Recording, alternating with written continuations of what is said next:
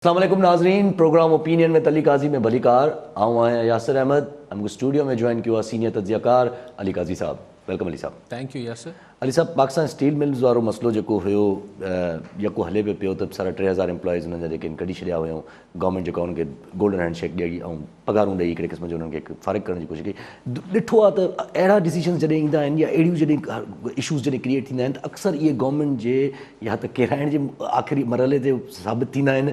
अॼु वरी नज़र आयो त पीपल्स पार्टी आहे ज़ाहिर आहे अपोज़िशन जी आहे गवर्नमेंट, त उन्हनि इन शइ खे बाक़ाइदे कैश करण जी कोशिशि कई आहे। उन्हनि चयो त भई असां स्टील मिल खे हलाए सघूं था पिया, ऐं जेकॾहिं असां जेका लैंड ॾिनी आहे उन्हनि वॾो हिकिड़ो धमकी बि ॾेई छॾी, जेका लैंड ॾिनी आहे सिंध 19,000 जेका एकड़ लैंड आहे स्टील मिल लाइ, अगरि तव्हां स्टील मिल कंहिं ॿिए खे खपाए ॾियो था या कंहिं पंहिंजे माण्हू खे खपाए ॾियो था त असां उहा पंहिंजी लैंड वापसि वठंदा। न ॾिसो न, ॻाल्हि इहा आहे त हीअ ज़मीन ज़ुल्फ़िकार अली भुट्टो शही जे ज़माने में इहा ज़मीन स्टील मिल्स खे सिंध सरकार ॾिनी हुई त स्टील मिल्स जे मक़सद में कतब आणिजे हुनजे जेको हुनखे हलाइण लाइ। बिल्कुलु ईअं जीअं ही ॿेट जिन ते तकरार आहे, ही चवनि था पोर्ट कासिम खे ॾिनी वई हुई ज़ुल्फ़िकार अली भुट्टो शही जे ज़माने में, बिल्कुलु ॾिनी वई हुई। पर जॾहिं पोर्ट कासिम खे ही ॿेट कतब न पिया अचनि त इहो त मक़सदु न आहे त हिनखे हू जेको आहे हू कमर्शियल यूज़ लाइ फेडरल गवर्नमेंट जेको आहे या पोर्ट कासिम आनो पाई करे खपाए छॾे, स्टेटस चेंज कजे, स्टेटस या पर्पज़ चेंज कजे। लाइक वाइज़ ही जेके 19,000 एकड़ ज़मीन स्टील मिल्स खे हलाइण लाइ या हुनजे कतब आणण लाइ ॾिनी वई, अगरि तव्हां स्टील मिल्स विकिणो पिया त तव्हां ही 19,000 एकड़ ज़मीन कीअं था ॾेई सघो? इहा सिंध सरकार जी मिल्कियत आहिनि, सिंध सरकार खे मिलणु खपे। क्वेश्चन इहो आहे त हिन कराची जहिड़े इलाइक़े में, हिन एरिया में 19,000 एकड़ ज़मीन, मतिलबु खरबे खरबे रुपए जी ज़मीन आहे। त स्टील मिल्स जी त एतिरी मालियत ई कोन हूंदी, जेको अगरि को बि प्राइवेट पार्टी अची इनखे वठंदी त हू स्टील मिल्स जे करे त कोन वठंदी, हू वठंदी हिन ज़मीन जे करे। जीअं हैदराबाद जी हिकिड़ी सीमेंट फैक्ट्री जेका सरकारी हुई हैदराबाद जे वेझो, उहो हुनजी ज़मीन जे करे विकिरो थी, ऐं हुनजी ज़मीन जो अघु एतिरो घणो हो जो हू जेका प्राइवेटाइज़ेशन जी जेका रक़म हुई उहो हुनजे साम्हूं पीनट्स हुई। त हिते बि स्टील मिल्स जी पंहिंजी क़ीमत एतिरी आहे कोन, असुलु आहे 19,000 एकड़ ज़मीन जी। हाणे 19,000 एकड़ ज़मीन जेका आहे उहो सिंध सरकार जी मिल्कियत आहे। अगरि ही सुभाणे स्टील मिल्स खपाइनि था त भले, मतिलबु भले सां मुराद इहो आहे त हू 19,000 एकड़ ज़मीन त सिंध सरकार जी आहे, सिंध सरकार जो बिल्कुलु मौक़ुफ़ ठीकु आहे त हुनखे वापसि मिलणु खपे। पर अगरि सिंध सरकार इहो चए थी त असीं ही स्टील मिल्स पाण सोचूं पिया, शायदि सोचे पई सिंध सरकार त उहा हिन में ख़रीद करे वठे, मतिलबु इहा मिल पाण हलाइण लाइ वठी छॾे। फेडरल सरकार बि इहो चयो आहे त हा बिस्मिल्ला, सिंध सरकार अची जेका नीलामी थींदी प्राइवेटाइज़ेशन निजकारी जी, उनमें सिंध सरकार बि अची वाक खणे। सो ही पाकिस्तान जी तारीख़ जो हिकिड़ो अनोखो वाक़ियो हूंदो जॾहिं वफ़ाक़ी सरकार हिकिड़ी शइ जी नीलामी कंदी ऐं हिकिड़ी सूबाई सरकार जेको आहे हुन में वञी ॿोली हणंदी, बिट कंदी, ॿोली हणंदी। ऐं मिसाल तौरु अगरि सिंध सरकार जी ॿोली, छाकाणि सरकार खां वधीक पैसो त कंहिं वटि न आहे, सो अगरि सरकार इहा ज़मीन ख़रीद करे वठे थी, यानी स्टील मिल्स, ज़मीन न पर स्टील मिल्स ख़रीद करे वठे थी, त इहो पहिरियों दफ़ो थींदो त वफ़ाक़ी सरकार सूबाई सरकार खे का शइ खपाए ॾींदी। अच्छा, लेकिन पोइ उते ठीकु आहे, लेकिन छा सवाल इहो पैदा थिए थो त अगरि सिंध सरकार, पीपल्स पार्टी सरकार इहा स्टील मिल्स ख़रीद करे वठे थी त हू छा हुन 19,000 एकड़ ज़मीन खे उन स्टील मिल्स जो हिसो ई रहणु ॾींदी या हू तीनवाल थी वेंदो, छा थींदो? ॿियो सवाल हिते उभरंदो जेको वफ़ाक़ी सरकार वारा वधि में तनक़ीद कंदा त भई तव्हां पंहिंजा ॿिया इदारा त ठीकु हलाए वठो, तव्हां स्टील मिल्स कीअं हलाईंदो? इहो हुननि जी तनक़ीद हूंदी जंहिंजो जवाबु पीपल्स पार्टी वारा ॾेई वठंदा। लेकिन असल ॻाल्हि हूंदी त हेतिरी जेका ओवर स्टाफिंग थियल आहे स्टील मिल्स में, छा पीपल्स पार्टी पाण वठी, जॾहिं सिर्फ़ु प्राइवेट सेक्टर वठंदो त हू त अगरि हुनखे माण्हुनि खे छांटी करणु कढणु उन्हनि लाइ त मसइलो न थींदो, पर हिकिड़ी पॉलिटिकल गवर्नमेंट कीअं जेको आहे माण्हुनि खे जेको हींअर हू नारा, मतिलबु पीपल्स पार्टी बि चए पई त मुलाज़िमनि खे न कढियो वञे, पोइ छा पाण ख़रीद करे वरी स्टील मिल जा माण्हू कढी छॾींदी छा अगरि हुनखे फिज़िबल करिणो आहे? सो हिकिड़ी पॉलिटिकल गेम थिए पई। लेकिन हिन पॉलिटिकल गेम में त पीपल्स पार्टी ॼाणे या PTI ॼाणे, पंहिंजो त कंसर्न इहो आहे त हू 19,000 एकड़ ज़मीन सिंध जी आहे जेका सिंध खे मिलणु खपे, बिल्कुलु ईअं जीअं ही ॿेट जेके आहिनि सिंध जा आहिनि, सिंध खे मिलणु खपे। ठीकु आहे अली साहब, कॉलर सां गॾु प्रोफेसर मुश्ताक मेमण सखर मां। जी मेमण साहब, छा चवणु चाहींदा? साईं अस्सलाम वालेकुम। जी वालेकुम। हेलो जी वालेकुम सलाम। साईं, पहिरां त मां काज़ी साहब खे एकता जे ॾींहं जी मुबारक ॾियां थो। हुन खां पहिरियों जेको सवाल जेको साईं जो आयो आहे त मुख़्तलिफ़ जेके इदारनि मां मुलाज़िम कढिया वञनि था, साईं पॉलिटिकल बेसिस ते जेकॾहिं मुलाज़िम भर्ती थियल हूंदा, इदारा वेझनि था, त पोइ उनजो ॿियो को हल छा आहे? तव्हां ॾिसो बैंकुनि में जेके पहिरां बैंकियूं हूंदियूं हुयूं उन्हनि में सभई सरकारी शोबे में कमु कंदियूं, पर जॾहिं खां प्राइवेटाइज़ेशन थियूं त उन में मयार बहितर थियो, माण्हुनि खे सुठियूं फैसिलिटीज़ मिलियूं, PTCL खे इत्सलात जे हवाले कयो वियो, उन्हनि मां जेको आहे माना उन्हनि जो मयार जेको आहे बहितर थियो आहे। भला जेकॾहिं मोबाइल कंपनियूं आहिनि या मोबाइल नेटवर्क्स, इहे बि जेकॾहिं असां जेकॾहिं सरकारी शोबे में हलायूं आहे त हिन महिल त इहे तरक़ी थिए आहे। त इदारनि जे लाइ जेकॾहिं मुलाज़िम कढिया वञनि था उन्हनि जी बहितरी जे लाइ, त मुंहिंजे ख़्याल में जेके टेक्निकल माण्हू अचनि था उन्हनि इदारनि में त उहो वधीक बहितर आहे। महिरबानी। ठीकु आहे उमर साहब। प्रोफेसर बेमन साहब, जेको तव्हां चयो पिया हू हिकिड़ी पूरी हिकिड़ी डॉक्ट्रीन आहे ऐं हुन ते कई माण्हू तव्हां सां इतफ़ाक़ कंदा, लेकिन जेके मुलाज़िम मुतासिर थियनि था ज़ाहिर हू तव्हां सां इतफ़ाक़ न कंदा। लेकिन आउं तव्हां सां इतफ़ाक़ हिन ॻाल्हि ते कयां थो त जेका सियासी बुनियादनि ते भर्तियूं थियनि थियूं, चाहे हू स्टील मिल्स हुजे, चाहे हू के ज़माने में असांजी जे स्टील पार्क सीमेंट फैक्ट्री हुई या SRTC हुई या PIA आहे, हीअ जेके इदारा असांजा कुझु इदारा पोइ वेहिजी विया, कुझु वेहण तक़रीबन PIA मां हाणे छांटी कनि पिया। त ॻाल्हि तव्हांजी ठीकु आहे त सियासी बुनियादनि ते भर्तियूं थियनि थियूं, रिश्वतनि जे एवज़ भर्तियूं थियनि थियूं, पोइ ज़ाहिर हू फिज़िबल इदारो जेको आहे हू फिज़िबल नथो रहे। पर सिर्फ़ु ओवर स्टाफिंग हुन में रीज़न न हूंदो आहे। प्रोफेसर साहब तव्हां मूंसां इतफ़ाक़ कंदो, सिर्फ़ु ओवर स्टाफिंग रीज़न न हूंदो आहे, हुन में जेका मिसमैनेजमेंट ऐं करप्शन हूंदी आहे उहो वॾो सबबु हूंदो आहे उन्हनि इदारनि जे वेहण जो। तव्हांजी ॻाल्हि हीअ ठीकु आहे त जॾहिं प्राइवेट सेक्टर अची इदारे खे हलाए थो, जीअं साईं बैंकनि जा मिसाल ॾिना, के ज़माने बैंकनि में यूनियन्स हूंदियूं, हीअ हूंदो, ख़ैर जहिड़ी ॻाल्हि हूंदी बैंक KC वारो इशू थियो एॾो सारो। ठीकु, पर आउं हुन ते आयुसि पे, पर जेके मिसाल साईं ॾिना त बिल्कुलु सही आहे त अगरि असांजा ही टेल्को इंडस्ट्री जेका आहे, जेके मोबाइल फ़ोन्स वारा आहिनि, इहे प्राइवेट सेक्टर में आहिनि। हाणे PTCL बि कुझु बहितर थी आहे, लेकिन के इलेक्ट्रिक खे छा चवंदो साईं? के इलेक्ट्रिक त प्राइवेट थी वई, पर न हुनजा अफ़ाल सुधरिया, न मैनेजमेंट सुधरी। त ॾिसणो हूंदो आहे त तव्हां जॾहिं ॾियो पिया प्राइवेट सेक्टर खे त उहो बि केरु आहे? उहो बि सिर्फ़ु स्टील मिल्स जी ज़मीन ॾिसणु अचे पियो त उहो स्टील मिल हू बि न हलाईंदो। जीअं कई शुगर मिल्स असांजी जेके आहिनि ठाठा थी विया आहिनि, इंटीरियर सिंध जे मुख़्तलिफ़ इलाइक़नि में आहिनि, उहो नीलामी में ख़रीद त थी वियूं, पर मक़सदु हू शुगर मिल हलाइण ई न हो। मक़सदु हुआ त हुनजे भरपासे में जेका ज़मीन हुई अरबे रुपए जी, उहा हासिलु करणी हुई। त ख़ुदि प्राइवेटाइज़ेशन बि जेका आहे उहो कंहिं हिकिड़ी प्रोफेशनल तरीक़े सां ऐं ट्रांसपेरेंट तरीक़े सां थियणु खपे। बाक़ी ही हिकिड़े ज़माने में ही जॾहिं भुट्टो साहब अची नेशनलाइज़ कया हुआ, क़ौमियाया हुआ ही इदारा, बैंकूं ऐं ॿिया टिया, त हुन महिल सां ई सोशलिज़म जो दौरु हो। हुन महिल ख़्यालु हो त जी पब्लिक सेक्टर में जेके आहिनि, प्राइवेट सेक्टर न पर पब्लिक सेक्टर में जेको आहे उहो ही इदारा हली सघनि था। हुते भर वारे मुल्क में नेहरू बि कयो, हिते भुट्टो साहब अची कयो। त हाणे त वरी हिकिड़ी इलाही वॾी डिघी बहस आहे त छा गवर्नमेंट पंहिंजा इदारा ठीकु नथी हलाए सघे।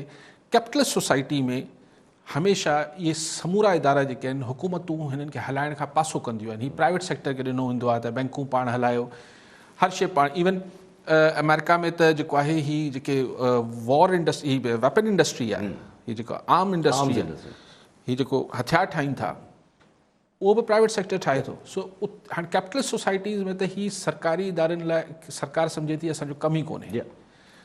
सो हीअ बहस आहे ऐं हिन ते ॿई पासनि ते माण्हू बहस करे सघे थो। लेकिन हिन महिल ताईं जेके घणा मिसाल आया आहिनि उहे ई आया आहिनि त जॾहिं प्राइवेट सेक्टर अचे थो त हू बहितर मैनेजमेंट करे थो। ठीकु आहे। बाक़ी एकता ॾियारे जी साईं प्रोफेसर साहब तव्हांखे मुबारक हुजे। ठीकु आहे साहब। अली साहब जी तव्हां ॻाल्हि कई त पहिरियों चकर ईअं थींदो त फेडरल गवर्नमेंट का शइ नीलाम कंदी ऐं हिकिड़ी सिंध गवर्नमेंट जेका आहे उहा अंडर द जेका अगरि ईअं थियो अगरि ईअं थिए थो अगरि ईअं थिए थो त हाली वरी मज़े जी ॻाल्हि सम्झे माना टैक्स पेयर मनी जे मथां जेका बार आहे हिकु शइ डेट जेका एॾी साल बरक़रार रखी वेठी आहे, उहा टैक्स पेयर मनी जे लाइ खपाई वई वेंदी, वरी टैक्स पेयर मनी मां ई ख़रीद कई वेंदी। थींदो लतीफ़ो वाकई में ही सिंध सरकार वटि बि पंहिंजा पैसा त कोन आहिनि, उहो बि टैक्स पेयर जो पैसो आहे। सो थींदो लतीफ़ो। ॾिसूं इहो मुंहिंजे लाइ ख़ाली सिंध सरकार वठंदी, पोइ हाणे कंहिं न कंहिंखे साम्हूं मतिलबु प्राइवेट सेक्टर खे ई वठिणो पवंदो। पर मुंहिंजो हिन में इंट्रस्ट एतिरो आहे त 19,000 एकड़ ज़मीन जेके आहिनि उहा सिंध जी आहे, उहा सिंध खे मिलणु खपे। ऐं जेके एम्प्लॉइज़ वीचारा बेरोज़गार थियनि पिया उन्हनि जी को प्रॉपर हुनखे कंपनसेट कयो वञे। हाणे PIA मां बि जेको आहे सिंध जे मुख़्तलिफ़ इंटीरियर सिंध जे मुख़्तलिफ़ इलाइक़नि मां ऑफिसिस बंदि कयूं वयूं आहिनि ऐं कराची जे बि कई मुलाज़िमनि खे जेकॾहिं 100 जी तादाद में उन्हनि खे चयो अथनि त इस्लामाबाद तव्हांजो ट्रांसफ़र कयो वियो आहे। हाणे ट्रांसफ़र जो मतिलबु हाणे कराची जो माण्हू वञी इस्लामाबाद में त कोन लॾे वेहंदो, त लामहला हुनखे पोइ मजबूर चयो वेंदो ठीकु आहे नथा ट्रांसफ़र करे सघो त पोइ तव्हां गोल्डन हैंडशेक वठी छॾियो। सो हिन खे अंग्रेज़ी में चइबो आहे वर्क देम आउट। सिधो अगरि कढंदासीं त कोर्ट में हलियो वेंदो, त हालात अहिड़ा पैदा करे छॾियो जो ॿियो माण्हू पाणे चए त अच्छा पर वञा थो। कॉलर हिन सां गॾु प्रोफेसर गुलाम अब्बास महर हैदराबाद मां। जी प्रोफेसर साहब छा चवणु चाहींदा? अस्सलाम वालेकुम काज़ी साहब, तव्हांखे सलाम हुजे, एकता जे हवाले सां बि मुबारकबाद हुजे। कल्ह हिकिड़ो सुवाल थियो हुयो त असांजे 72 सालनि में जमहूरियत बि हली आहे ऐं डिक्टेटरशिप बि हली आहे ऐं उन मार्शल लॉ जे दौरनि में त माण्हुनि खे जमहूरियत वधीक डिलीवर कयो आहे या उन्हनि डिक्टेटरनि वधीक डिलीवर कयो आहे? छो त डिक्टेटरनि जे ज़माने में इहो थियो आहे जॾहिं बि डिक्टेटरशिप आई आहे या त ॿाहिरनि जेके आहिनि अमेरिका आहे या ॿियनि उन्हनि हिते डिक्टेटरशिप आंदी त उनखे पंहिंजा कम वठणा विया। अफ़गानिस्तान जो इशू हुयो, ज़ियालक खे उन्हनि भुट्टो साहब जे ई दौर में इहा प्लानिंग करे आणे करे फांसी ॾिवारे करे उनखां कमु वठिणो हुयो त अफ़गानिस्तान जे हवाले सां ऐं परवेज़ मुशर्रफ जे हवाले सां बि इहे ऐं अयूब जे ज़माने में बि इहे। पर हाणे मुंहिंजो सुवाल इहो आहे त असांजी जेका बि लूली लंगड़ी जेका बि हुजे जमहूरियत उहा उनखां वधीक बहितर आहे, पर उन में असांखे इहो थो थिए पियो त माण्हुनि खे उहा डिलीवर छा थी करे पई हिन महिल थी। मसलन सरकारी मुलाज़िम आहिनि, उन्हनि खे हिन इमरान ख़ान जी गवर्नमेंट न को कॾहिं पघारनि में वाध कई न छा कई या जमहूरी दौरनि में कोन थींदी आहे। माना इन लिहाज़ सां त उन्हनि खे पैसा मिलंदा आहिनि डिक्टेटर जे ज़माने में, पोइ इहे वधीक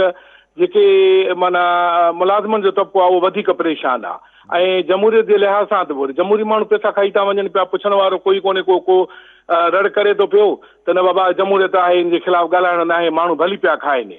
सो इहो आहे हाणे इन साईं सां कमेंट्स वठिबा। ठीकु आहे, ठीकु आहे। प्रोफेसर साहब, प्रोफेसर गुलाम अब्बास महर साहब, हिकिड़ी तव्हां थोरो तव्हांजी हिस्ट्री थोरो करेक्ट करे वठिजनि। ज़ियाउलक टेक ओवर कयो आहे 77 में ऐं ठीकु आहे हुनजे पोयां अमेरिका हो, ही हाणे त ॻाल्हियूं खुलियल आहिनि, लेकिन सोवियत अफ़गान इशू क्रिएट थियो आहे 79 में जॾहिं सोवियत यूनियन इन्वेड कयो आहे अफ़गानिस्तान। त अफ़गान वॉर 77 में कोन हुई, अफ़गान वॉर 79 में 79 में शुरू थिए थी। त इहो अफ़गान वॉर सोवियत यूनियन शुरू कई, अमेरिका कोन शुरू कई। लाइकवाइज़ मुशर्रफ जेको आहे उहो 1999 में टेक ओवर कयो आहे। जेको 9/11 जो वाक़ियो थियो आहे जंहिंखां पोइ अफ़गान टारगेट थियो, अफ़गान वॉर वरी वॉर ऑन टेरर ते वरी अफ़गान वॉर शुरू थी, उहो 2001 में 9/11 थियो न साईं? हा या सर ग़लति पियो चवां? जी हा। त 2 सालनि खां पोइ मूंखे यादि आहे त जॾहिं मुशर्रफ साहब टेक ओवर कयो त बिल क्लिंटन हुन महिल सदर हो, हू जॾहिं हिते आयो त हू हुन सां गॾु फ़ोटो कढाइण लाइ तयारु न हो ऐं छाकाणि त पार्लियामेंट न हुई त इहो अजीब किस्सो थियो हो त अमेरिकी सदर अची हुन ज़माने में सरकारी टीवी असांजो PTV हूंदो, उन ते हुन पाकिस्तानी क़ौम खे ख़िताबु कयो।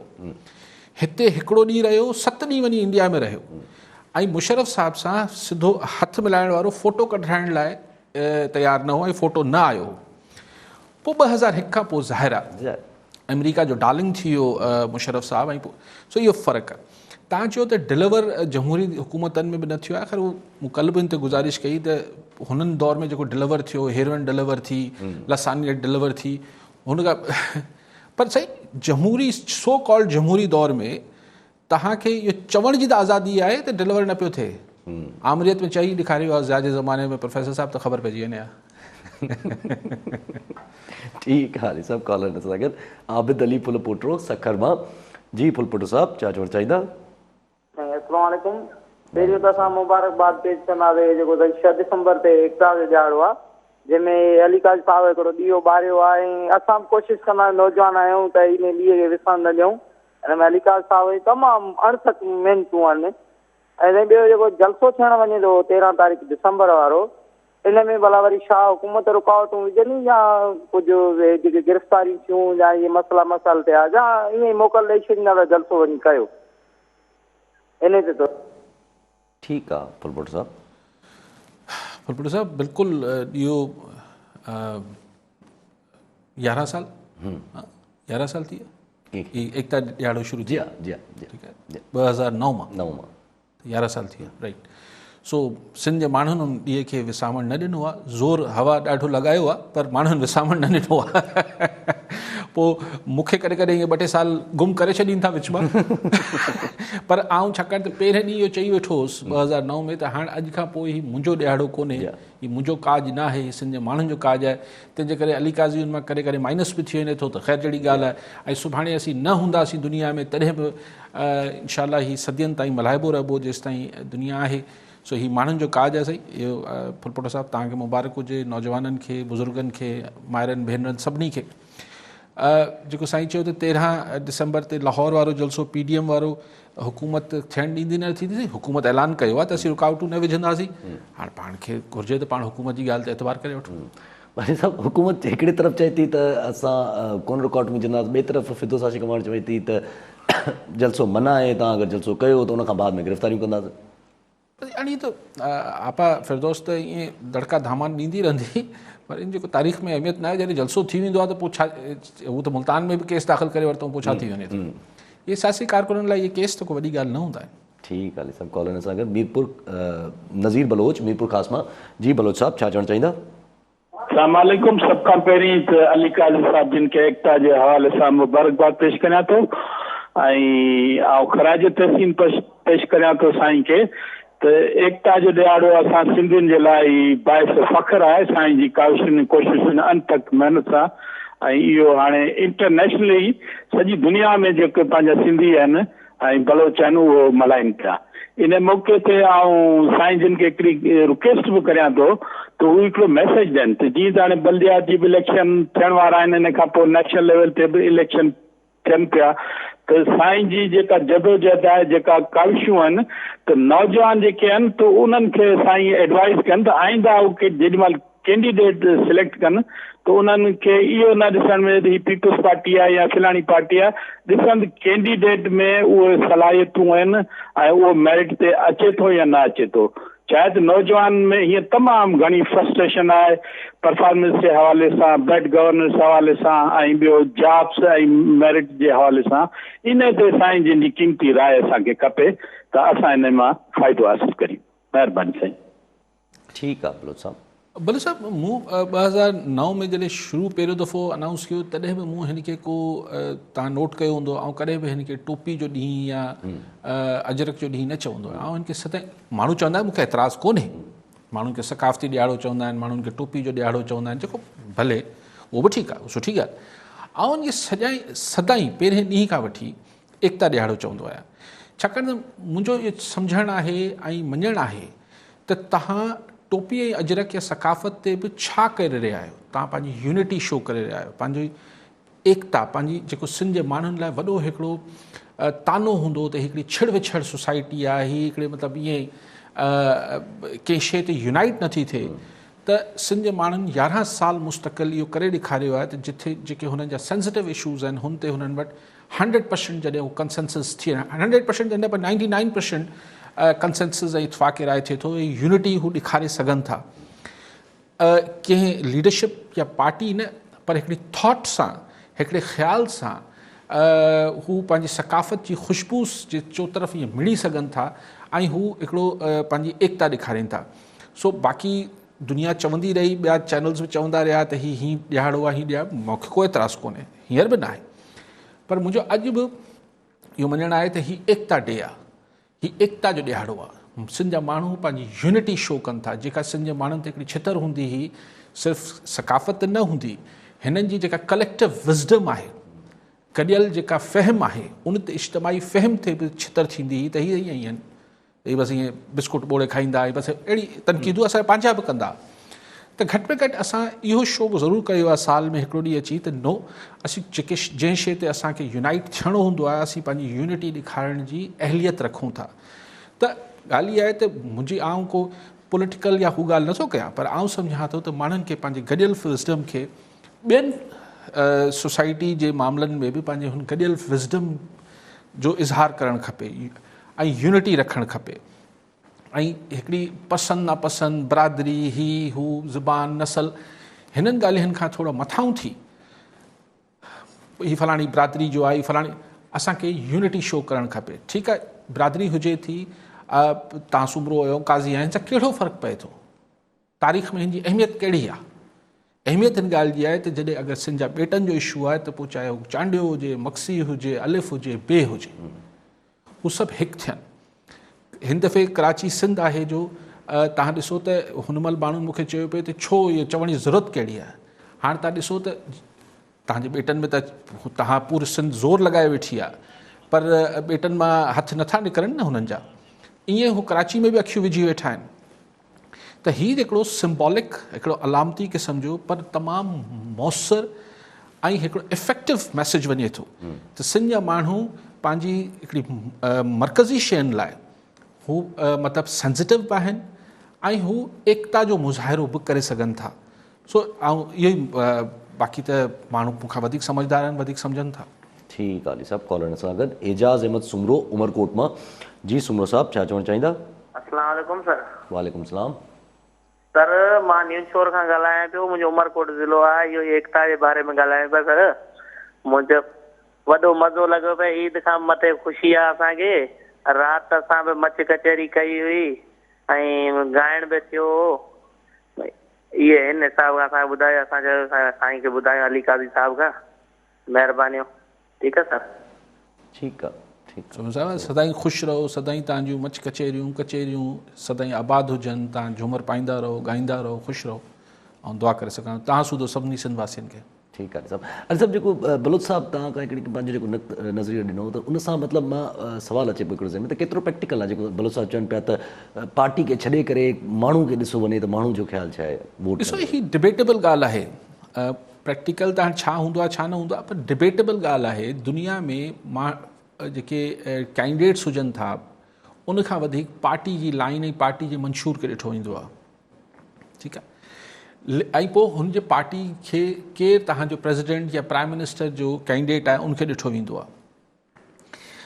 पर इन मुल्कनि में इहो आहे त हुनजी पार्टी जो जेको बि मैनिफेस्टो या मंशूर हूंदो आहे हुनखे हू कोशिशि कंदा आहिनि त 95-99% हुन ते इम्प्लीमेंट कराइनि। असां वटि छाकाणि त ईअं थिए नथो, तंहिंजे करे असां वटि चयो वञे थो त तव्हां कैंडिडेट हेठि ॾिसो। अच्छा, हेठि कैंडिडेट अमेरिका में को मतिलबु हाउस ऑफ रिप्रेजेंटेटिव आहे या को सेनेटर या जेको बि कांग्रेसमैन आहे या लंडन में आहे, उहो को लोकल कमु त कोन कराईंदो आहे। लोकल कमु त पाणे थींदा आहिनि। असां वटि बदकिस्मती सां ॻाल्हि इहा आहे त मीरपुर ख़ासि में बलोच साहिब जा अगरि जेको सवाल जिन्हनि कयो, उन्हनि जो अगरि घिटी जो रोड न ठहियलु आहे त उहो बि MP MNA ते मरून मिनत आहिनि। जॾहिं की MNA MP जो कमु ई न आहे, हू त कानून साज़ आहिनि। हुनजो कहिड़ो कमु आहे घिटियूं ठाराइण ऐं रोड ठाराइण ऐं नालियूं साफ़ु कराइण? पर असां वटि इहो थिए थो। तंहिंजे करे चयो वञे थो त कैंडिडेट खे ॾिसो। ठीकु आहे, ठीकु आहे अली साहब।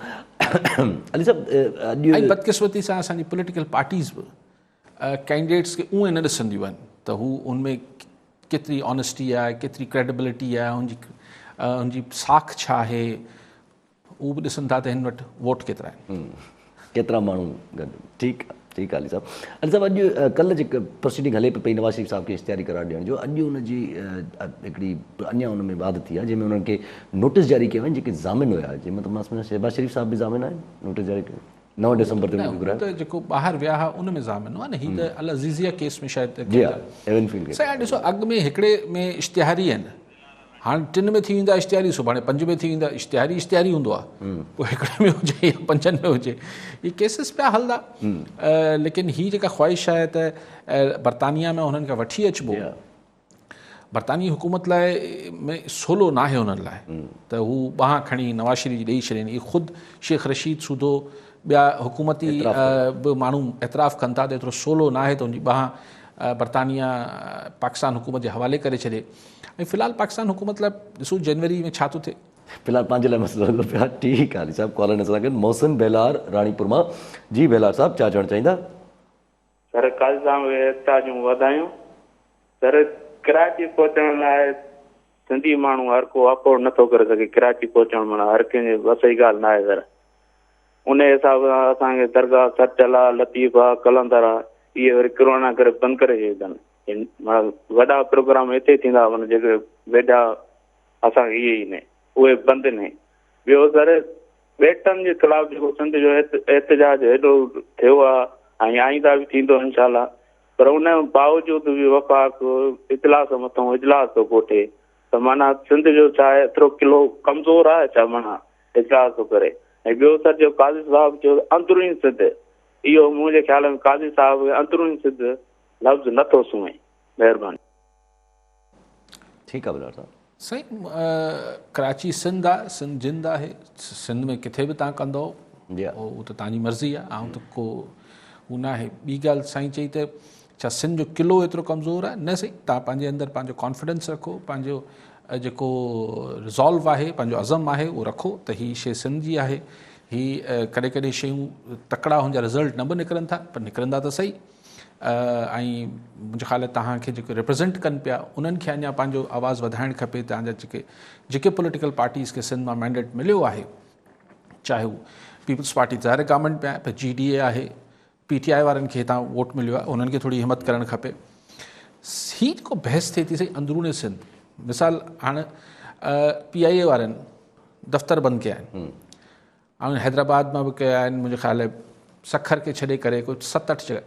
त हिन में छा, हिन में एतिरी घबराइण जी कहिड़ी ॻाल्हि आहे? जी हीअ हिकिड़ो इस्तलाह आहे, मतिलबु मूंखे सम्झ नथो अचे त अगरि पाण चऊं था त के इलेक्ट्रिक आहे ऐं हेस्को आहे, त पाण छा चऊं?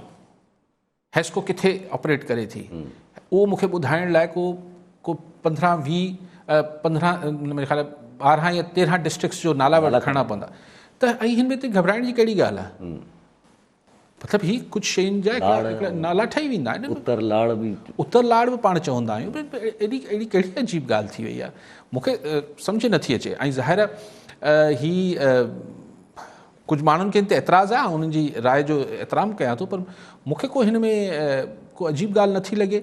हा, केरु चवंदो त सिंध ऐं कराची त मुंहिंजा वार उभा थींदा, पर आई थिंक डिफाइन करणु 23 ज़िलनि जा नाला खणणु ऐं माण्हू जी नियत साफ़ हुजे त पोइ इहा ॻाल्हि को मूंखे बहरहाल को सम्झाए वठे। जेको मुतबादिल लफ़्ज़ में हिकिड़ो दफ़ो अॻु में बि इहा ॻाल्हि कई त को मूंखे इहो सम्झाए त हिकिड़े लफ़्ज़ में जो मुतबादिल छा थी सघे थो, त उहो इस्तेमालु करणु शुरू करे छॾींदुसि। ठीकु आहे अली साहब। कॉलर सां गॾु राजा फारूक उनड़ गढ़ी यासीन मां। जी उनड़ साहब, छा चवणु चाहींदा? सर अस्सलाम वालेकुम। साईं अली काज़ी साहब खे मुबारकबाद पेश कयूं था टाइम न्यूज़ जे लाइ। जी जंहिंमें ॾिसो न 10-11 साल थी चुका आहिनि सिंध गवर्नमेंट खे। असां इदारनि मां, तहफ़ीज़ मां, अवाम खां।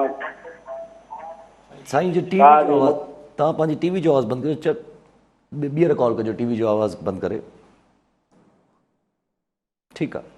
अॼु शहबाज शरीफ़ सां चौधरी शुजात ऐं चौधरी निसार जी मुलाक़ात थी। रिपोर्टर्स जो उन में थोरो ॻोल्हण जी कोशिशि कई वई त मुलाक़ात में कुझु ॻाल्हियूं थी वञनि शहबाज शरीफ़ साहब सां, त पर राना सनाउल्लाह साद रफ़ीक साहब उनखे ईअं ई टारे छॾियो त भई रवादारी आहे ऐं जेका थींदी आहे हिकिड़ो हू पंहिंजी ताज़ियत लाइ आयो आहे, की ॿिए कंहिं डिस्कशन लाइ न आयो आहे।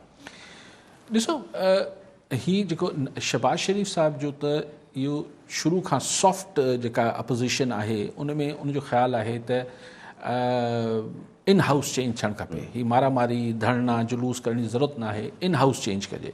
आसिफ़ ज़रदारी साहब बि हिन ख़्याल जा आहिनि त इन हाउस चेंज थियणु खपे। हाणे इन हाउस चेंज करण लाइ जेको हुननि खे कुलीदी किरदारु केरु अदा करे सघे थो त उहो आहे क्यू लीग। अच्छा, हिकिड़ी ॻाल्हि त इहा मूंखे ख़बर न आहे त अॼु हू डिस्कशन में आई या न आई, पर क्यू लीग जो मसइलो इहो आहे त हू जेसि ताईं जेके सघारा हल्का आहिनि उन्हनि पारां सिग्नल्स खां सवाइ उन्हनि खे ॾुखियाई थिए थी त हू हुन पासे मतिलबु छॾे वञनि PTI खे। हाणे क्वेश्चन इहो आहे त ऐं पोइ चौधरी साहिबान त उहे बि रवादारी ऐं मतिलबु मरणे परणे हिन ॻाल्हियुनि में तमामु यकीन रखंदड़ माण्हू आहिनि, सुन लाइ विया हूंदा। बाक़ी चौधरी निसार साहब जो त ॻाल्हियूं हलियूं पिए विच में बि त हू कोशिशि कनि पिया त नवाज़ लीग में वापसि अचनि। हिकिड़ा अफ़वाह हलिया त हुननि लंडन में नवाज़ शरीफ़ सां मुलाक़ात कई आहे, पोइ तरदीद अची वई। शहबाज शरीफ़ सां उहे बि चौधरी निसार जो घणी इक्वेशन आहे, पर्सनल केमिस्ट्री जेका आहे चौधरी निसार जी शहबाज शरीफ़ सां वधीक आहे। त कोशिशि कंदा हूंदा, छाकाणि चौधरी निसार बि हाणे कहिड़े कम जो रहिजी वियो, वो जेको मिस्टर हू हो मतिलबु जॾहिं इंटीरियर मिनिस्टर हुआ त हुन अकले कुल मिस्टर अकले कुल हुआ, उहो हाणे कहिड़ी सियासत कनि। त मुंहिंजे ख़्याल आहे त हुननि खे मतिलबु PTI खां वधीक जेका सूट कंदी हूंदी कॉन्स्टिट्यूंसी पॉलिटिक्स में बि, सुभाणे वोट बि वठणा अथसि, मुंहिंजे ख़्याल आहे हुनखे नवाज़ लीग सूट करे थी, पर थोरी अना बि हूंदी चौधरी साहिब जी। बाक़ी क्यू लीग वारनि खे ॾिसूं त ही जॾहिं हुननि मां हथु केरु कढंदा सघारा हल्का, पोइ मुंहिंजे ख़्याल देरि न कंदा त पलटो खाइण में। ठीकु आहे सभु कॉलर सां गॾु कैसर ख़ान निज़ामाणी कासमाबाद हैदराबाद मां। जी निज़ामाणी साहब छा चवणु चाहींदा? अस्सलामुअलैकुम। सभ खां पहिरियों काज़ी साहिब खे लख लख वाधायूं ॾियां थो एकता जे ॾियारे सां। साईं खां अर्ज़ु इहो त शुरूआत तव्हां तहलके हैदराबाद जे ॿाराड़ी ॻोठ टंडो कैसर खां कई, पोइ भिटाई साहिब जे मज़ार खां थियासीं, पोइ वरी हींअर सॾु ॿुधो कराची अचण जो। साईं हिकु त इहो ख़ुशियूं सेलिब्रेट थियनि त सुठी ॻाल्हि आहे, पर हीउ किरोना लॻो पियो आहे त सिंधी क़ौम जेका इन लाइ साईं खे चवंदासीं कोई अहिड़ो मैसेज फॉरवर्ड कनि जो इहो ॾींहुं बि मल्हायो वञे सुठे नमूने सां, पर इन एहतियात कजे, मास्क पाइजनि। उन हवाले सां काज़ी साहिब सां अपील कंदासीं त इन बारे में साईं वाक़ई पंहिंजो मौक़िफ़ बयानु करे, वॾी महिरबानी। ठीकु आहे निज़ामाणी साहब। साईं निज़ामाणी साहब, मूं कल टियों ॾींहुं बि गुज़ारिश कई त माण्हुनि खे इन ॾियारे जी ख़ुशियूं ज़रूरु मल्हाइणु खपनि, पर मास्क ज़रूरु हिकिड़ी बहितर शइ आहे। हिन महिल ताईं साबित थियो आहे त हिन बीमारी खे केरु अगरि का शइ रोके सघी आहे त हुन में सभिनी खां वधीक इफेक्टिव ऐं मौसर शइ आहे मास्क पाइणु। त छाकाणि त हिन में नौजवान माण्हू सभु गॾु थींदा त कोशिशि कजे त मास्क पाइजे, मास्क खां सवाइ न कजे। ऐं बाक़ी कराची ज़रूरी न आहे, तव्हांखे जिथे दिलि करे उते करियो सही। मतिलबु इहो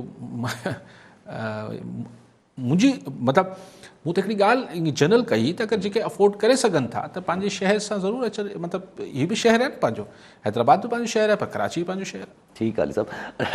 अली साहब, इस्लामाबाद हाईकोर्ट में हिकिड़ी एप्लीकेशन वियल हुई त बैन लॻायो वञे जेके रिलीजियस ऐं इहे गैदरिंग्स थियनि थियूं, पॉलिटिकल गैदरिंग्स। त इस्लामाबाद हाईकोर्ट जी जजमेंट जेका अॼु आई आहे उन्हनि मुस्तरद करे छॾियो एप्लीकेशन खे। उन्हनि जो चवणु त असां पहिरियों ऑर्डर करे चुका आहियूं त SOPs ते अमल दरामद NCOC कराए, ऐं एग्ज़ीक्यूटिव जो कमु आहे उहो LCOT पंहिंजो अमल दरामद कराइणु, हू नथा कराइनि त असां विच में चई ॾिसो हाणे इहो बि त ख़ैर जिथे अदालत सगूरी खे ज़रूरी सम्झे थी उते एग्ज़ीक्यूटिव जे मामलनि में बि असां फ़ैसिला ईंदे ॾिठा आहिनि, पर हिन मामले में चवनि था। ऐं हक़ीक़त बि आहे त इहे सभु कम जेके आहिनि एग्ज़ीक्यूटिव जे करण जा आहिनि, पर असां वटि हर शइ जेका आहे मतिलबु ॿियलनि तां कब्ज़ा हटाइणा आहिनि उहे बि अदालती हुकुम ते थियनि था। असां जेको आहे वणकारी नथी थिए उहो बि करप्शन न मां सो कम एग्ज़ीक्यूटिव जा आहिनि। ऐं एग्री कयां थो एग्ज़ीक्यूटिव खे करणु खपनि, हुकूमत खे करणु खपनि। एग्ज़ीक्यूटिव इन मामले में त तमामु फाथल आहे न साहब। ॾिसो न एग्ज़ीक्यूटिव बि छा हूंदी आहे, मतिलबु हुकूमत ठीकु आहे, चूंडियल हुकूमत हूंदी आहे, हेठि ब्यूरोक्रेसी हूंदी आहे। हाणे कल टियों ॾींहुं पाण ॾिठो मिठी में छा थियो। कंहिं ज़माने में डिप्टी कमिश्नर्स हूंदा हुआ, हुन जेको स्टेचर हूंदो, हुन जेको मतिलबु हाणे हिकिड़ी ख़वातीन खे वेही गुथा लफ़्ज़ ॻाल्हाइण या मुबैना तौर ते जेको चया विया त पादड़, पोइ हाणे वरी माफ़ियूं वठणु, वॉट इज़ दिस यार।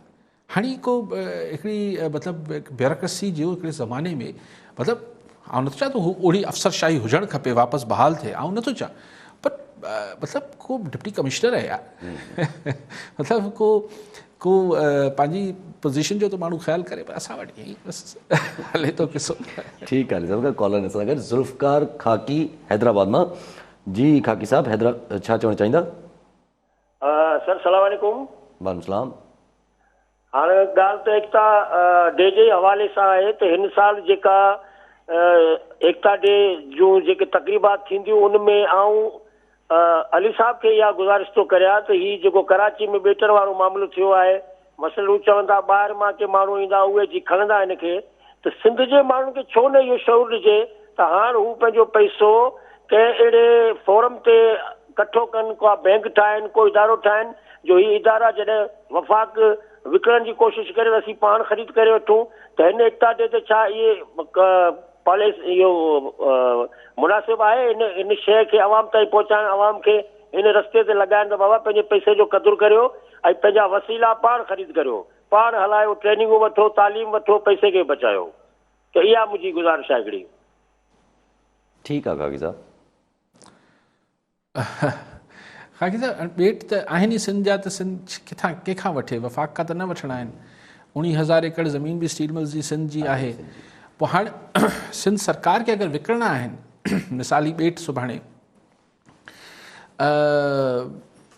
ऑर्डिनेंस वफ़ाक़ी हुकूमत ख़त्म करे थी ऐं सिंध हुकूमत पंहिंजो कानून ठाहे थी त ठीकु आहे असीं हिते शहर ॾियूं था त उहो सही 80 गज़ जा प्लॉट करे कोन खपाईंदा ख़ाकी साहिबु हिते ज़ाहिर आहे कुझु ॿियो ठहंदो हिते मतिलबु दुबई टाइप मॉडल को ठहंदो हाणे दुबई में ख़ाकी साहिबु तव्हांखे ख़बर हूंदी आहे त छा थिए थो ऐं हुते सियाह छो अचनि था सो हीअ कुझु हिन टाइप जी शइ हूंदी पर उहो सिंध जा माण्हू छा वञी हुते मतिलबु हाणे छा अपील कयां त 80 गज़ जा वॉल हुते प्लॉटिंग त थिए कोन पई लेकिन बहरहाल सिंध जे माण्हुनि खे ऐं पैसे जो मामिलो आहे माण्हू भले पाण डिसाइड करे वठनि ठीकु आहे सभु अॼु हिकिड़ो सर्वे ॾिठो जंहिंमें तव्हां खां पुछो राय वठो त केतिरो एग्री करे थो हिन वक़्तु जो हालात बि अहिड़ा आहिनि जंहिंमें सिंध गवर्नमेंट खां चवनि था त 60% माण्हू जेके आहिनि उहे इतफ़ाक़ न कयो आहे सिंध गवर्नमेंट जी कारकर्दगी सां पर KPK सां 51 पंजाब सां 47 ऐं पर बलोचिस्तान सां सभ खां घटि जेके आहिनि 35 माण्हू पर 37 माण्हुनि बलोचिस्तान में इतफ़ाक़ कयो आहे त बलोचिस्तान गवर्नमेंट सही कमु थी करे माना कारकर्दगी मां मुतमईन गैर मुतमईन थियण वारो मामिलो आहे त सिंध सरकार सां 60% माण्हू 19% जेके आहिनि उहे मुतमईन आहिनि हाणे मूंखे ख़बर न आहे यार ही सर्विस केरु थो कराए ऐं हिननि जी क्रेडिबिलिटी छा आहे हिननि जो सैम्पल साइज़ छा आहे मिसाल हाणे अगरि सिंध जी आबादी पाण 5.5 करोड़ ॿधूं था त 5.5 करोड़ मां भला 5,500 माण्हुनि खां पुछियो वियो आहे या 550 माण्हुनि खां पुछियो वियो आहे या 55 माण्हुनि खां पुछियो वियो आहे त उहो सैम्पल साइज़ बि डिपेंड करे थो लेकिन बहरहाल ही अमेरिका यूरोप में वेस्ट में त ही बिल्कुलु हिकिड़ी आम ॻाल्हि हुजे थी ही सर्वेस ऐं हू तमामु साइंटिफिकली कंडक्ट थियनि था उहे हुननि जो जेको हुजे था सर्वे या उन्हनि जो पोल्स जेके हुजनि थियूं उनजो 18 अंदाज़ सर्वे सही हूंदो आहे असां वटि अञा ताईं ख़बर न आहे बहरहाल सिंध सरकार खे या PTI सरकार खे हिननि सर्विस ते अगरि को ध्यानु ॾियणु चाहिनि त ॾेई वठनि लेकिन बदकिस्मती सां PTI खे या पीपल्स पार्टी खे या नवाज़ लीग खे या जेके पॉलिटिकल पार्टीज़ आहिनि असां वटि हू सम्झनि थियूं त वोट जो कारकर्दगी सां को तालुक़ु कोन्हे सो इन में हिकिड़ो सवाल अचे थो त वफ़ाक़ी सरकार लाइ त सभ खां वधीक प्रॉब्लम सिचुएशन इहा करे सघे छो अगरि अहिड़ो नैरेटिव क्रिएट थियो त माण्हू मुलविज़ माण्हू जेके आहिनि उहे ख़ुशि न आहिनि कारकर्दगियुनि सां during the government within the government त पोइ वफ़ाक़ी सरकार ते ऑलरेडी पुश लॻो पियो आहे जेको अॼु इन हाउस जी बि ॻाल्हियूं हलनि थी पियूं जमात इस्लामी सां जे अग्री करे छॾियो आहे त असां बि हिमायत कयूं था इन हाउस जी त वफ़ाक़ी सरकार लाइ काथे न काथे अची मुश्किल थींदी छो जो अगरि का हिकिड़ो त ठीकु आहे ऑपोज़िशन करे थी पई तव्हांजे ख़िलाफ़ु तव्हां उन्हनि खे चओ त हीअ करप्शन बचाइण लाइ था कनि पर अगरि उन सां गॾोगॾु अहिड़ो नैरेटिव ठही वियो अदा इमरान ख़ान साहिब खे पक आहे त हुनजी हुकूमत अगरि वेंदी त हू सिर्फ़ु हिकिड़े ई सबब जे करे वेंदी उहो ई आहे त जेके एस्टाब्लिशमेंट आहे उन सां उनजी इक्वेशन ख़राबु थी वञे न त इन हाउस का कोशिशि थी त उनखे बि धणी पाणे मुंहुं ॾींदा ऐं हीअ जेका अपोज़िशन एहतिजाज जी सूरत में कुझु करण जी कोशिशि करे पई हुनखे बि गॾियल तौर ते मुंहुं ॾींदा सो उन्हनि खे राय आमा जी का वैल्यू न आहे अगरि राय आमा जी वैल्यू हुजे हा अगरि पब्लिक ओपिनियन जी PTI सरकार खे परवाह हुजे हा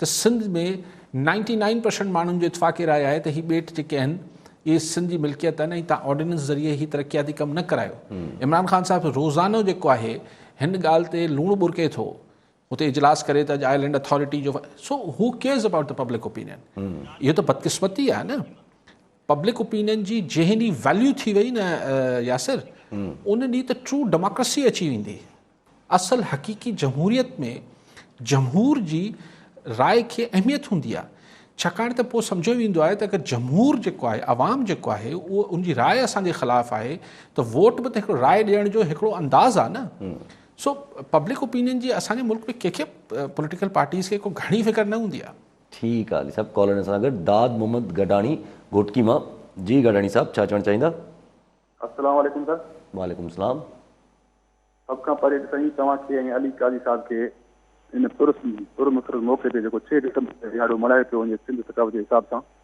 छो त इन जो पायो ऐं इन जो बुनियादु बेसिक अली काज़ी साहिब विधो इनखे मुबारकूं हुजनि अॼु सियासी ॻाल्हि आहे त हाणे थोरी देरि अॻु में साईं अली साहिब या को ॿियो दोस्त हिकिड़ो ॻाल्हि पियो करे त इन हाउस तब्दीली जेकॾहिं थिए त इन हाउस तब्दीली जेकॾहिं थिए थी पई इमरान ख़ान वञे थो ऐं ॿियो को अचे थो पंहिंजो वज़ीर आज़म उहो बि ईंदो त PTI मां ज़ाहिर ॻाल्हि आहे PTI जी जेका हुकूमत आहे कंहिं बि पार्टी खे पसंदि न आहे मुल्क की हालतूं बि तमामु ख़राबु आहिनि मुआशी हालत या ख़ारजा पॉलिसी उनमें को फ़ाइदो असांखे ॾिसण में नथो अचे जेकॾहिं नयूं चूंडूं करायूं वेंदियूं त उनमें थी सघे थो का बहितरी अचे इन लाइ अली काज़ी साहिब खे अर्ज़ु आहे त हिन ते जेको आहे सो तफ़सीली असां सां ॻाल्हि ॿोल करे ऐं असां दोस्त खे ॿुधाए महिरबानी ठीकु आहे गडाणी साहिब साईं गडाणी साहिब इन हाउस चेंज ॿ तरीक़नि सां अची सघनि थियूं हिकिड़ो तरीक़ो इहो हुजे थो त ख़ुदि जेको लीडर ऑफ द हाउस आहे उहो पंहिंजे के सबबनि जे करे इस्तीफ़ा ॾेई छॾे ऐं पंहिंजी पार्टी का ॿियो माण्हू चूंडे वठे, उहो उन सूरत में त वाक़ई में PTI जो ई माण्हू ईंदो। पर अगरि अपोज़िशन जेका आहे उहो अदम एतमाद जी तहरीक आणण में कामयाबु थी वञे थी त पोइ इहो साबित करे छॾींदी त अक्सरियत ऐवान जी अक्सरियत जेका आहे हू इमरान ख़ान साहब सां गॾु न आहे, लिहाज़ा PTI जेको आहे पार्टी बि पोइ अक्सरियत विञाए वेहंदी, त उन सूरत में पोइ PTI जो नओं प्राइम मिनिस्टर कोन थींदो। सो हिते ॻाल्हि थिए पई जेको जमात इस्लामी बि अॼु मौलाना सिराजुल हक़ साहब बि इन ॻाल्हि जी हिमायत कई आहे पहिरियों दफ़ो त अगरि इन हाउस यानी अदम एतमाद जी तहरीक अचे थी त जमात इस्लामी उनखे सपोर्ट कंदी।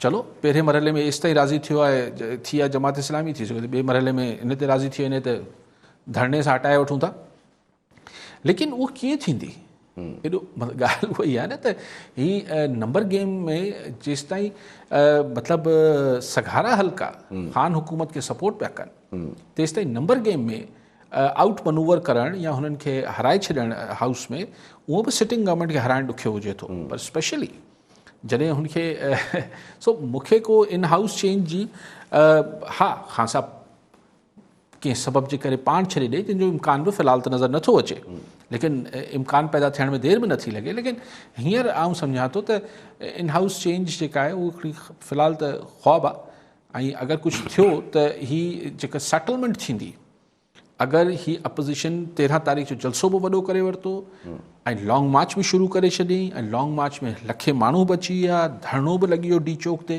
त पोइ थी सघे थो मुज़ाकरात जी टेबल ते किथे खुफ़िया हंध ते जेका मुज़ाकरात थींदा उते थी सघे थो इन हाउस जी का डिस्कशन थिए, पर फ़िलहाल त को अहिड़ो इम्कान मूंखे नथो नज़र अचे। पर अली साहब अगरि जे डिस्कशन थी बि डायलॉग थियो बि त उन में गवर्नमेंट जो को त रिप्रेजेंटेटिव हूंदो या गवर्नमेंट बिल्कुलु बि न हूंदी अगरि ही वफ़ाक़ी सरकार या PTI as a political party? It's too early Yasir, ही तमामु वक़्त खां अॻु आहे इहे ॻाल्हियूं पाण कयूं त हुन में केरु नुमाइंदगी कंदो केरु न कंदो, पर ज़ाहिर आहे जेके बहरान पैदा कंदड़ हूंदा ऐं जेके बहरान हल करणु बहरान जो हल चाहींदड़ हूंदा ऐं कुझु करण जी पोज़ीशन में हूंदा उहे ई मुज़ाकरात कंदा न, डमी मुज़ाकरात जो त को फ़ाइदो नथो थिए। सो ॻाल्हि इहा आहे त ही पर वक़्त खां अॻु जी ॻाल्हियूं आहिनि। पर अॼु ऑपोज़िशन त चवे थी न त असां सरकार सां गॾु वफ़ाक़ सरकार सां गॾु त मुज़ाकरात न कंदासीं, हींअर न कंदासीं न, छाकाणि हींअर हू ॿियो मुज़ाकरात छा, हू चवनि था त पर नैब ते बि ॻाल्हियूं न थींदियूं, मुक़दमनि ते बि ॻाल्हियूं न थींदियूं, बाक़ी छा मौसम ते ॻाल्हाइनि अची, खंडु सस्ती थी वई आहे महांगी थी वई आहे इन ते अपोज़िशन ॻाल्हाइजा, इहे त ॻाल्हियूं ॿिन्ही वटि कोई एजेंडा ई कोन्हे। लेकिन ॾिसो इवन हेतिरो वॾो इंटरनेशनल मसइलो अफ़गानिस्तान में, पर जॾहिं टैकड़ी कराईंदड़नि कराई, ठीकु आहे, जंहिंमें पाकिस्तान जो वॾो हुनमें अमल दख़ल आहे, त पोइ तव्हां ॾिसो त तालिबान अमेरिका जा सां बि मुज़ाकरात कामयाबु थिया, हाणे हुननि जो इब्तिदाई मरहले में काबुल हुकूमत सां बि तालिबान जा मुज़ाकरात कामयाबु थी विया आहिनि, हाणे मरहला आहिनि हुनमें, त उहो जॾहिं मुज़ाकरात जी कराईंदड़नि जी जेके कुझु करे सघनि था उन्हनि जी नियत हूंदी त मुज़ाकरात कामयाबु थी वेंदा। ठीकु आहे अली साहब, वरी महिरबानी अली साहब। नाज़रीन, अॼु जे प्रोग्राम जो वक़्तु पूरो थियो, वरी मिलंदासीं ईंदड़ प्रोग्राम में, दुआउनि में यादि।